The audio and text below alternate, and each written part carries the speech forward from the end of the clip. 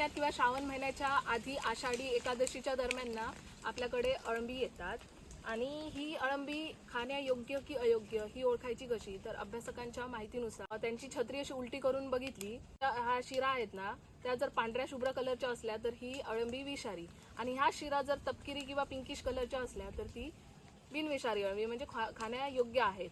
साधारणतः लाल, काळ्या, पिवळ्या किंवा अशा भडक कलरच्या ठिपक्यांची अळंबी असतात ना त्यांच्या वाट्याला कोण जातच नाही. हा वरचा भाग आहे अळंबीचा, तो जर नखाने ओरखडून बघितला तर तो भाग पिवळसर झाला तर ती विषारी अळंबी आहे, ती खायची नसतात.